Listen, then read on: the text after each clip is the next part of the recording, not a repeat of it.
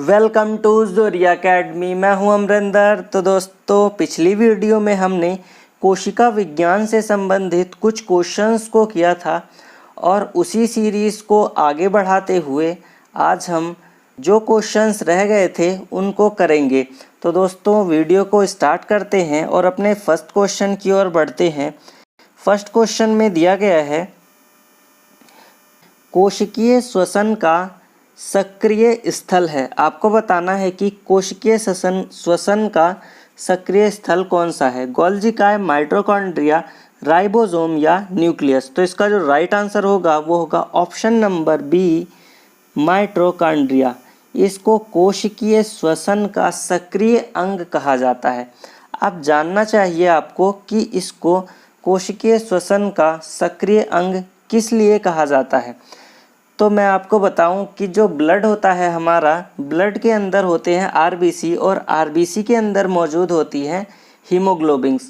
तो हीमोग्लोबिन जो होता है, जब हम सांस लेते हैं तो ऑक्सीजन जो है वो हमारे लंग्स अर्थात फेफड़े में पहुंच जाती है और वहां से ऑक्सीजन को जो है वो हीमोग्लोबिन ले करके पूरे शरीर में संचरण करता है और हर एक कोशिका में हीमोग्लोबिन जो है वो ऑक्सीजन पहुंचा देता है और वहां से हर एक कोशिकाओं की जो माइटोकॉन्ड्रिया होते हैं वो माइटोकॉन्ड्रिया हीमोग्लोबिन से ऑक्सीजन को लेते हैं।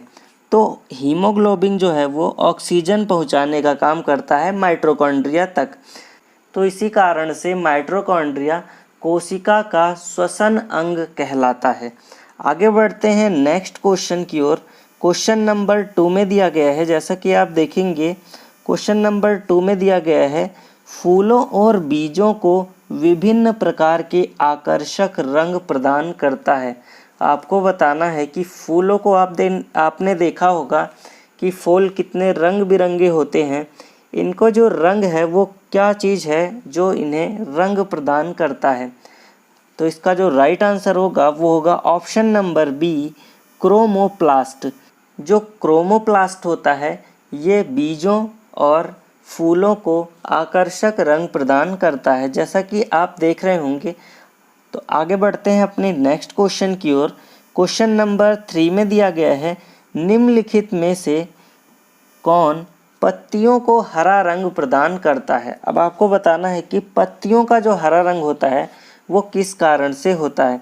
तो इसका जो राइट आंसर होगा वो होगा option number C, chloroplast. Chloroplast के कारण पत्तियां हरे कलर की होती हैं और क्लोरोप्लास्ट में ही मौजूद होता है क्लोरोफिल। इसमें जो है वो क्लोरोफिल मौजूद होता है पत्तियों में, क्लोरोफिल। और क्लोरोफिल के अंदर होते हैं मैग्नीशियम और मैग्नीशियम जो होता है उसी के द्वारा फोटोसिंथेसिस की प्रक्रिया की जाती है, जिसे प्रकाश संश्लेषण कहते हैं। और भोजन जो है वो पौधे इसी के द्वारा बनाते हैं, प्रकाश संश्लेषण के द्वारा। तो आगे बढ़ते हैं अपने नेक्स्ट क्वेश्चन की ओर। क्वेश्चन नंबर 4 में दिया गया है, जैसा कि आप देखेंगे, लाइसोसोम में पाए जाने वाला एंजाइम जिसमें जीव द्रव्य को घुला देने या नष्ट कर देने की क्षमता होती है वह कहलाता है। तो इसका जो राइट आंसर होगा वो होगा option number D, hydrolytic enzyme, जो कि ऑप्शन नंबर डी में दिया गया है, हाइड्रोलाइटिक एंजाइम। हिंदी में इसी को जल अपघटक एंजाइम भी कहते हैं। इसी को कहते हैं जल अपघटक एंजाइम, इसी को ही कहा जाता है। तो आगे बढ़ते हैं अपने नेक्स्ट क्वेश्चन की ओर। क्वेश्चन नंबर 5 में दिया गया है, माइटोकॉन्ड्रिया किस में अनुपस्थित होता है। आपको बताना है कि जो माइटोकॉन्ड्रिया होता है वो किस में अनुपस्थित होता है, यीस्ट में, कवक में, जीवाणु में या हरे शैवालों में। तो इसका जो राइट आंसर होगा वो होगा ऑप्शन नंबर सी, जीवाणु। जो बैक्टीरियाज होते हैं उसमें माइटोकॉन्ड्रिया नहीं होता। जैसा कि आप देखेंगे फिगर में, इसमें केवल बहुत कम ही कोशिकांग उपस्थित होते हैं। आप देखेंगे कि फिगर में इसमें केवल 8 ही कोशिकांग उपस्थित हैं, जैसे mesosome, ribosome, cytoplasm, cell wall आप देख रहे होंगे। और इसमें जो न्यूक्लियस होता है जिसे केंद्रक कहते हैं, केंद्रक जो होता है इसमें अविकसित होता है। जैसा कि आप देखेंगे इसे अविकसित होने के कारण इसे न्यूक्लियस ना कहकर इसे न्यूक्लाइड कहते हैं। और प्लाज्मा मेम्ब्रेन, इसमें केवल देखेंगे आप कितने कम जो है वो कोशिकांग उपस्थित हैं, और इसी कम अंग उपस्थित होने के कारण जो बैक्टीरियाज होते हैं वो अपना जो कोशिका विभाजन है वो बहुत जल्दी कर लेते हैं। अब एक से दूसरा कोशिका बनाने में इनको ज़्यादा समय नहीं लगता। फॉर एग्ज़ाम्पल के तौर पर अगर आप देखेंगे, आपने अगर दही जमाई होगी तो उसमें आप देखेंगे कि वो बहुत जल्दी से जो दूध होता है वो दही में परिवर्तित हो जाता है। तो उसको जो दही में परिवर्तित करता है वो जो बैक्टीरिया होता है उसको लैक्टोबैसिलस बैक्टीरिया कहते हैं।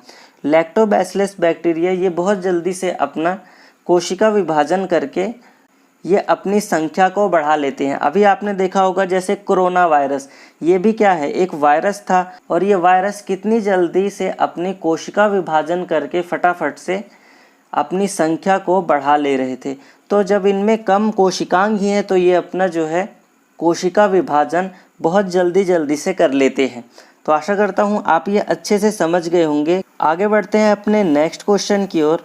क्वेश्चन नंबर 6 में दिया गया है, जीव द्रव्य जीवन का भौतिक आधार है। यह कथन किसने कहा था? आपको बताना है कि जो जीव द्रव्य जीवन का भौतिक आधार है, ये एक कथन है, ये किसके द्वारा कहा गया एक कथन है। तो इसका जो राइट आंसर होगा वो होगा option number C, Huxley. Huxley जो थे इन्होंने ये कहा कि जीव द्रव्य जो है वो भौतिक आधार है। जीव द्रव्य जो यहाँ पे दिया गया है, जीव द्रव्य की खोज किसने की थी? तो मैंने आपको बताया था अपनी फर्स्ट वीडियो में कि जो जीव द्रव्य है इसकी खोज पुरकिंजे नामक एक वैज्ञानिक थे, उन्होंने इसकी खोज की थी। जो ये जीव द्रव्य होता है इसमें लगभग 80% तो जल मौजूद होता है। और जो है जीव द्रव्य अब समझते हैं कि ये किन दो द्रव्य से मिलकर बना हुआ होता है। तो जैसा कि आप देखेंगे कि ये है कोशिका, और कोशिका के अंदर जो द्रव्य भरा हुआ होता है वो जो द्रव्य होता है वो होता है कोशिका द्रव्य। जैसा कि आप देखेंगे ये है कोशिका द्रव्य, और इसके बीच में मौजूद होता है न्यूक्लियस जिसे केंद्रक कहते हैं। और केंद्रक के बीच में जो द्रव्य भरा हुआ होता है उसे केंद्रक द्रव्य कहते हैं। और केंद्रक द्रव्य तथा कोशिका द्रव्य से मिल करके जीव द्रव्य बनता है। जैसा कि आप देख रहे होंगे ये जो पीले कलर का आप देख रहे हैं ये है कोशिका द्रव्य, और जो यहाँ पर वाइट कलर में है ये केंद्र है, और केंद्रक के अंदर है केंद्र द्रव्य। इन दोनों को मिला करके जीव द्रव्य बनता है। आगे बढ़ते हैं नेक्स्ट क्वेश्चन की ओर।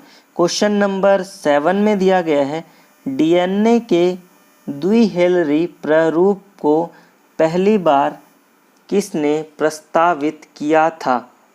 तो ऑप्शन दिए गए हैं वाटसन एवं क्रिक, लैमार्क एवं डार्विन, फिशर तथा हाल्डनी, या इनमें से कोई नहीं। तो इसका जो राइट आंसर होगा वो होगा ऑप्शन नंबर ए, वाटसन एवं क्रिक। ये दो वैज्ञानिक थे, इन्होंने डीएनए की खोज करी थी।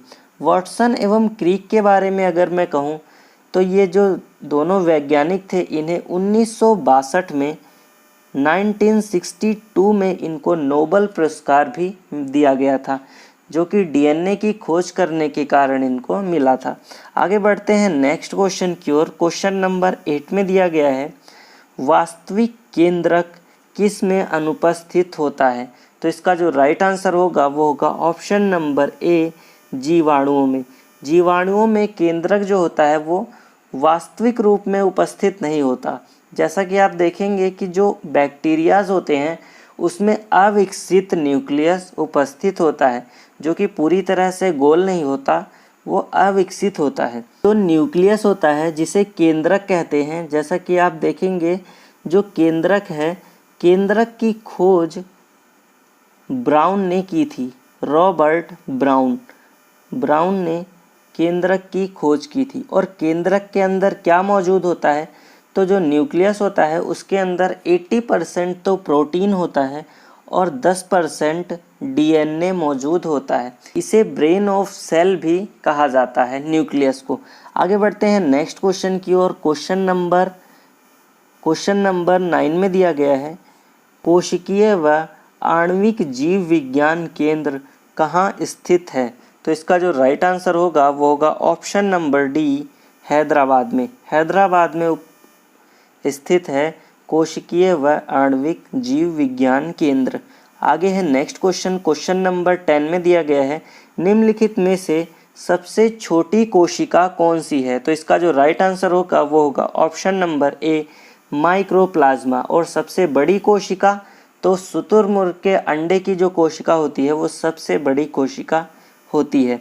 आगे है नेक्स्ट क्वेश्चन नंबर 11 में दिया गया है, निम्नलिखित पोषकों में से कौन सा एक पौधे की कोशिका भित्ति का एक संरचनात्मक घटक है? तो ये एनडीए में 2012 में पूछा गया क्वेश्चन है। तो इसका जो राइट आंसर होगा वो होगा option number A, manganese. Manganese जो होता है वो एक संरचनात्मक घटक है पौधे का। आगे है नेक्स्ट क्वेश्चन नंबर 12 में दिया गया है, न्यूक्लियस के बाहर आपको बताना है कि न्यूक्लियस के बाहर जो डीएनए होते हैं वो कहाँ मिलते हैं? तो इसका जो राइट आंसर होगा वो होगा option number C, mitochondria. Mitochondria में डीएनए मौजूद होते हैं। जैसा कि आप देख रहे होंगे कि जो न्यूक्लियस होता है, न्यूक्लियस के अंदर डीएनए मौजूद होते हैं, लेकिन अपवाद में, एक्सेप्शन केस में अगर मैं बात करूं तो कोशिका का जो एक अंग है माइटोकॉन्ड्रिया, माइटोकॉन्ड्रिया के अंदर भी कुछ मात्रा में डीएनए मौजूद होते हैं। दोस्तों ये थे आज के क्वेश्चंस। आप बताइएगा कि वीडियो आपको कैसी लगी। अगर आप चैनल पे नए हैं तो प्लीज़ चैनल को सब्सक्राइब जरूर कीजिएगा। मिलते हैं अपनी नेक्स्ट वीडियो में। जय हिंद, जय भारत।